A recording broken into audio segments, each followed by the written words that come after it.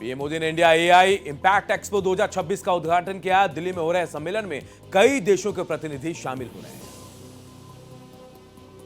भारत मंडपम में आयोजित AI impact expo का प्रधानमंत्री मोदी ने उद्घाटन किया है। राष्ट्रीय राजधानी में हो रहे एक्सपो में 600 से अधिक स्टार्टअप शामिल हो रहे हैं। 20 फरवरी तक होने वाले समारोह में इंडिया एआई मिशन के तहत स्टार्टअप्स का प्रदर्शन भी किया जा रहा है। पीपल प्लैनेट प्रोग्रेस विषय पर आयोजित एक्सपो में 100 से अधिक देशों के डेलीगेशन शामिल हो रहे हैं। ये एक्सपो एआई के काम करने का एक नेशनल डेमोन्स्ट्रेशन होगा।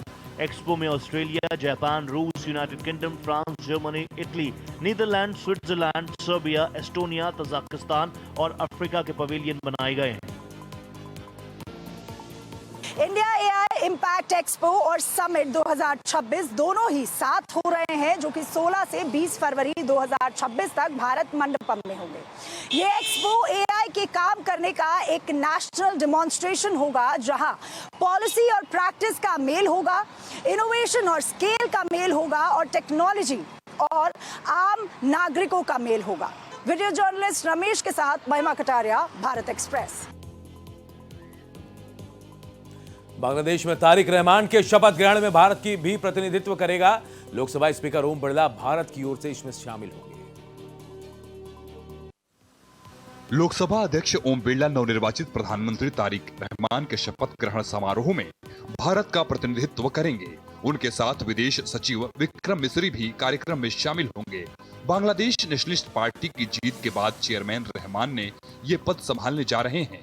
बांग्लादेश ने प्रधानमंत्री नरेंद्र मोदी को समारोह में शामिल होने का निमंत्रण दिया है। याद रहे कि करीब 3 दशकों तक चले बैटल ऑफ बेगम के दौर के बाद पहली बार एक पुरुष प्रधानमंत्री मिलने जा रहा है। बांग्लादेश में नई सरकार 17 फरवरी को शपथ ग्रहण समारोह करने जा रही है। इसमें भारत के प्रधानमंत्री नरेंद्र मोदी को बुलाया गया था, लेकिन वो व्यस्तता की वजह से बांग्लादेश के शपथ ग्रहण समारोह में नहीं जा पाएंगे। उनकी जगह पर अब भारत के लोकसभा अध्यक्ष ओम बिरला भाग लेंगे। वो वहां पहुंचेंगे और भारत की तरफ से प्रतिनिधित्व करेंगे और नई सरकार को शुभकामनाएं देंगे। आपको बता दें, जब वहां पर तारिक अनवर पूर्ण बहुमत के साथ सत्ता में वापसी कर रहे हैं, तो उनको प्रधानमंत्री नरेंद्र मोदी ने बधाई भी दी थी। कैमरा पर्सन शरद बारिक के साथ आदित्य द्विवेदी, भारत एक्सप्रेस, दिल्ली। दिल्ली पुलिस के 79वें स्थापना दिवस समारोह में गृह मंत्री अमित शाह भी शामिल हुए। इस दौरान उन्होंने दिल्ली पुलिस की जिम्मेदारियों की सराहना की। दिल्ली पुलिस के 79वें स्थापना दिवस पर कार्यक्रम का आयोजन किया गया। इस अवसर पर आयोजित समारोह में केंद्रीय गृह मंत्री अमित शाह मुख्य अतिथि के रूप में शामिल हुए। इस विशेष दिन पर गृह मंत्री ने दिल्ली पुलिस को 10 नई परियोजनाओं की सौगात दी, जिनका उद्देश्य शहर की सुरक्षा व्यवस्था को और मजबूत करना है। पूरे देश के अंदर सीसीटीवी कैमरा और कंट्रोल रूम का जाला बुनकर एक सुरक्षा का नया तंत्र खड़ा करना, इसको कानूनी समर्थन देना, बॉर्डर सुरक्षा के क्षेत्र में देश के हर लैंड बॉर्डर के अंदर सुरक्षा की व्यवस्था का मॉडर्नाइजेशन, देश को घुसपैठियों के मुक्त बनाना। इस मौके पर अमित शाह ने दिल्ली पुलिस की जिम्मेदारियों का बखान किया। उन्होंने कहा कि पिछले 11 वर्षों में देश ने कई मुकाम हासिल किए। Bureau report, Bharat express. Karnataka cabinet के मंत्री प्रियांक खड़गे ने आरएसएस को लेकर विवादित बयान दिया। इस दौरान उन्होंने आरएसएस को शैतान जबकि बीजेपी को उसका साया बताया। कांग्रेस अध्यक्ष मल्लिकार्जुन खड़गे के बेटे और मंत्री प्रियांक के बयान पर हंगामा शुरू हो गया है। एक कार्यक्रम में उन्होंने कहा कि हमें साये से लड़ना बंद कर शैतान से लड़ना चाहिए। इस दौरान उन्होंने आरएसएस को शैतान जबकि बीजेपी को उसका साया करार दिया। See, they are unregistered. They are unregistered. They don't want to register. All I am asking is just follow the law of the land. If you're a body of individuals, that does not mean that you should not be registered. Which law says that? You should be registered. I'm asking, how are you getting the donations? Where are you getting the donations from? Who is donating? How come you're running such large operations domestically and internationally, and you're still not paying taxes? इस दौरान खड़गे ने भागवत के 3 बच्चों का भी मुद्दा उठाया। उन्होंने कहा कि खुद तो शादी नहीं कर रहे हैं और दूसरों को गुमराह करने का काम करते हैं। खड़गे ने आरएसएस पर मनी लॉन्ड्रिंग में लिप्त होने का आरोप लगाते हुए उनकी आय के स्रोत पर सवाल उठाया है। Bureau report, Bharat express. Maharashtra की राजनीतिक फिजा में इन दिनों टीपू सुल्तान के इर्द गिर्द ये घूम रही है। शिवसेना यूबीटी ने अपने मुखपत्र सामना में टीपू सुल्तान को लेकर बीजेपी के साथ कांग्रेस पर भी तंज कसा है। मालेगांव महानगर पालिका के डिप्टी मेयर के दफ्तर से शुरू हुआ ये विवाद पूरे महाराष्ट्र में फैल गया है। टीपू सुल्तान की तस्वीर लगाने से शुरू हुए इस विवाद के दौरान कांग्रेस के प्रदेश अध्यक्ष हर्षवर्धन सपकाल ने उनकी तुलना शिवाजी महाराज से कर विवाद को और गर्मा दिया है। शिवसेना यूबीटी ने अपने मुखपत्र से लिखा है कि औरंगजेब और अफजल खान की तरह मैसूर के टीपू सुल्तान को फिर से कब्र से बाहर निकाला जा रहा है।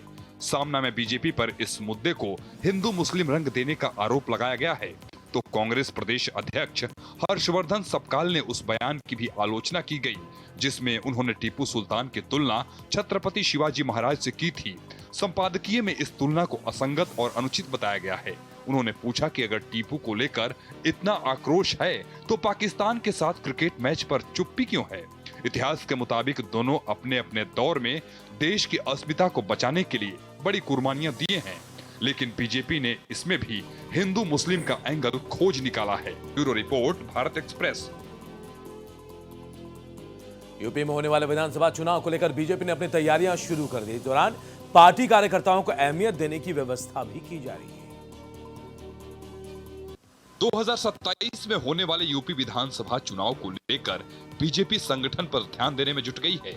लखनऊ स्थित पार्टी कार्यालय में कार्यकर्ताओं के लिए अतिरिक्त कुर्सियां लगाई जा रही हैं, जहां प्रदेश अध्यक्ष पंकज चौधरी उनकी समस्याएं सुनेंगे। इस बार बीजेपी जहां विकास, संवाद और संगठन पर जोर दे रही है, वहीं पंकज चौधरी ने संगठनात्मक अनुशासन, विकास योजनाओं की निगरानी और जनता से प्रत्यक्ष संवाद शुरू कर दिया है। इस दौरान प्रत्येक जिले में मासिक समीक्षा तंत्र लागू किया जाएगा। विकास, संवाद और संगठन को लेकर काम हो रहा है उत्तर प्रदेश भाजपा की तरफ से। और आपको बता दें कि नए प्रदेश अध्यक्ष बनने का पंकज चौधरी लगातार एक्शन मोड पे है, लगातार मीटिंग कर रहे हैं, उसको लेकर लगातार प्रयोग कर रहे हैं। संगठनात्मक तौर पे पूरी तौर पे मजबूती के साथ काम किया जाए ताकि आने वाले 2027 के विधानसभा चुनाव में पूरी तौर पे इसका फायदा मिले। भाजपा कार्यालय में लगातार लोगों का आना जाना शुरू हो चुका है। उसके साथ ही आपको बता दें कि पंकज चौधरी के प्रदेश अध्यक्ष बनने के बाद लगातार कई सारे बदलाव किए जा रहे हैं। और सलमान खान के साथ रवि कुमार, भारत एक्सप्रेस, लखनऊ। यूपी के महोबा में जल जीवन मिशन में भ्रष्टाचार का एक और मामला सामने आया है। महोबा की घटना पर एसपी सुप्रीमो अखिलेश यादव ने सरकार पर तंज भी किया। महोबा में जल जीवन मिशन में फैले भ्रष्टाचार की पोल खुलने से प्रशासन में हड़कंप है। टेस्टिंग के एक दिन बाद फटी नवनिर्मित पानी की टंकी फटने का मामला सामने आया। ये मामला विकासखंड जैतपुर की नगारा डांग का बताया गया। घटिया निर्माण के कारण प्रशासन की लापरवाही और बढ़ते भ्रष्टाचार की पोल खुल गई है। जल जीवन मिशन के तहत बनाई गई इस पानी की टंकी को लेकर प्रशासन पर सवाल उठे हैं। ये खबर सामने आते ही पूर्व मुख्यमंत्री अखिलेश यादव ने पोस्ट कर भ्रष्टाचार को लेकर तंज किया। उन्होंने एक्स पर लिखा, पानी की टंकी बीजेपी के भ्रष्टाचार के बोझ को उठा नहीं पाई, लेकिन यहाँ बुलडोजर नहीं चलेगा क्योंकि भ्रष्टाचार की पाइपलाइन महोबा से लखनऊ तक जलापूर्ति की जगह धनापूर्ति कर रही है। उन्होंने लिखा, ये जल मिशन नहीं कमीशन मिशन है। भाजपा चाहे तो पानी मिल पाए।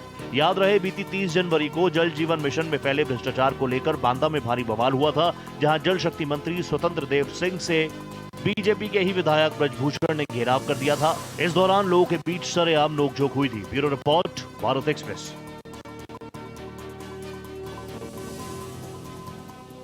पूर्व केंद्रीय मंत्री रामविलास पासवान को लेकर एक बयान पर हंगामा शुरू हो गया। इस दौरान विधायक भाई वीरेंद्र ने आरएलजेपी विधायकों को चेतावनी तक दे दी। बजट सत्र के दौरान अपने अभिभाषण में राज्यपाल मंगू भाई पटेल ने सरकार की उपलब्धियों का बखान किया। इस दौरान विपक्ष की तरफ से नेता प्रतिपक्ष उमंग सिंघार ने इंदौर दूषित जल का मुद्दा उठाया।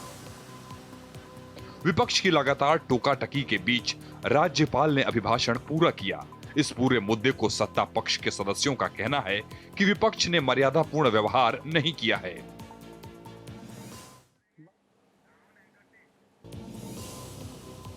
मध्य प्रदेश बजट सत्र के पहले दिन सदन में पक्ष विपक्ष के बीच टकराव नजर आया। राज्यपाल के अभिभाषण को लेकर दोनों पक्ष एक दूसरे पर नजर आए, वही खबर हम आपको दिखा रहे थे। बढ़ते आगे, असम विधानसभा के बजट सत्र के दौरान विपक्ष ने जोरदार हंगामा किया।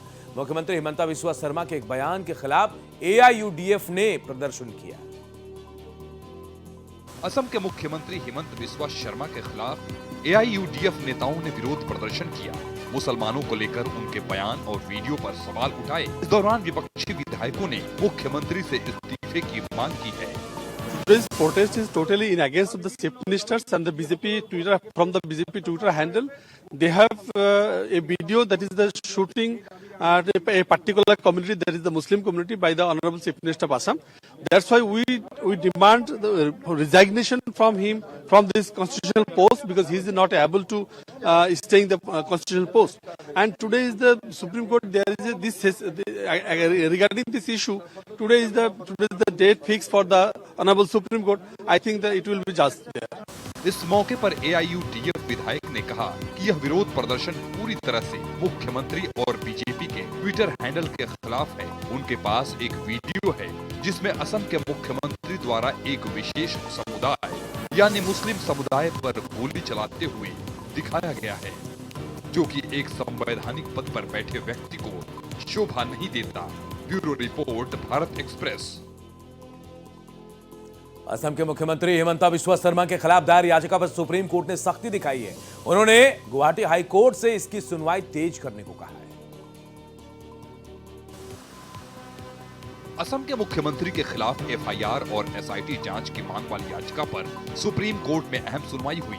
इस दौरान कोर्ट ने एक बार फिर कड़ी प्रतिक्रिया देते हुए कहा कि सुप्रीम कोर्ट को राजनीति का अखाड़ा नहीं बनाना चाहिए। आप लोग हाई कोर्ट होकर आइए, फिर हम सुनेंगे।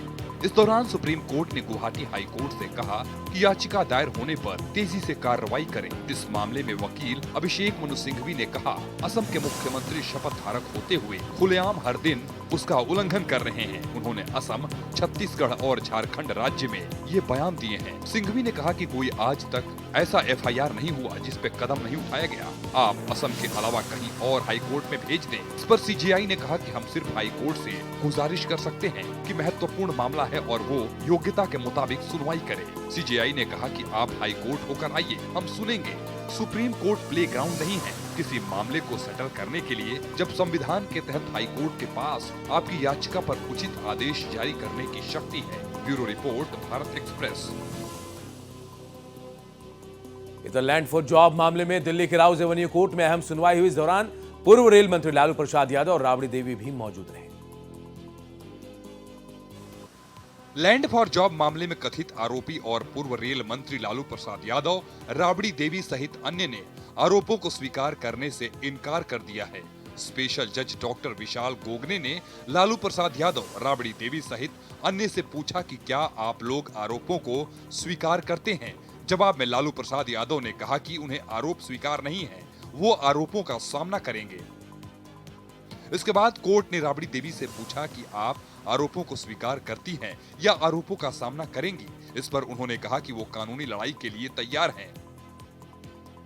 लैंड फॉर जॉब मामले में आरोपी और बिहार के पूर्व रेल मंत्री लालू प्रसाद यादव, बिहार के पूर्व मुख्यमंत्री राबड़ी देवी सहित अन्य ने आज राउज एवेन्यू कोर्ट में पेश होकर कहा कि उनके ऊपर लगे आरोप को स्वीकार नहीं करते हैं। वो ट्रायल फेस करने के लिए तैयार हैं। भारत एक्सप्रेस के लिए कैमरा पर्सन मनु के साथ गोपाल। दिल्ली हाई कोर्ट से बॉलीवुड के मशहूर कॉमेडियन राजपाल यादव को बड़ी राहत मिल गई है, जिसके बाद उनके चाहने वालों के चेहरे पर खुशी लौट आई है। बॉलीवुड के मशहूर कॉमेडियन राजपाल यादव को बड़ी राहत मिली है। चेक बाउंस मामले में जेल में बंद राजपाल यादव को कोर्ट ने 18 मार्च तक के लिए अंतरिम जमानत दे दिया है। इस दौरान कोर्ट ने यादव को पासपोर्ट सरेंडर करने का आदेश दिया है। सुनवाई के दौरान राजपाल यादव के वकील ने कोर्ट को बताया कि 1.5 करोड़ रुपए शिकायतकर्ता के खाते में ट्रांसफर कर दिया है। इस दौरान कोर्ट ने उनके देश छोड़कर जाने पर रोक लगा दी। बॉलीवुड के मशहूर कॉमेडियन राजपाल यादव को दिल्ली हाई कोर्ट से बड़ी राहत मिली है। दिल्ली हाई कोर्ट ने राजपाल यादव को 1 लाख रुपए की निजी मुचलके पर अंतरिम जमानत दे दी है। साथ ही कोर्ट ने राजपाल यादव को देश छोड़कर नहीं जाने को कहा है। कोर्ट ने राजपाल यादव को पासपोर्ट सरेंडर करने का भी आदेश दिया है। कोर्ट ने कहा है कि 18 मार्च को होने वाली सुनवाई के दौरान राजपाल यादव चाहें तो वीडियो कॉन्फ्रेंसिंग के जरिए भी अदालत में पेश हो सकते हैं। भारत एक्सप्रेस के लिए कैमरा पर्सन मनु के साथ गोपाल।